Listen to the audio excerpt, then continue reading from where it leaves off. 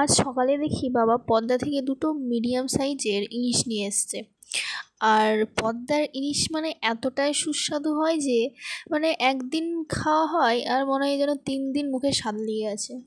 আমাদের বাড়িতে সবাই মাছ খেতে খুব ভালোবাসে, কিন্তু মা যেহেতু মাছ, মাংস, ডিম কিছুই পছন্দ করে না, মাংস ডিম তো খাই না, মাছ একটু আধটু খাই, তেমন পছন্দ করে না।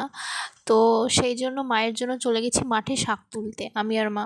আর এই যে মা এখানে শাক তুলছে, কোনো মতেই ক্যামেরাতে আসবে না, তাও মাকে জোর করে আনা হয়েছে। আর সত্যি বলতে কি, এত অনুষ্ঠান বাড়ি, এত জায়গায় ইলিশ খেয়েছি, মানে পদ্মার ইলিশের মতো স্বাদ কোথাও পাইনি। চাষের ইলিশ বা পুকুরের ইলিশ যেগুলো হয়, মনে হয় খেলে মনে হয় কোনো স্বাদই পাচ্ছি না। তোমাদের কার কার পদ্মার ইলিশ খেতে ভালো লাগে অবশ্যই জানিও। আর এখানে আমার শাক ভাঙা কমপ্লিট, এবার বাড়ি যাবো। টাটা।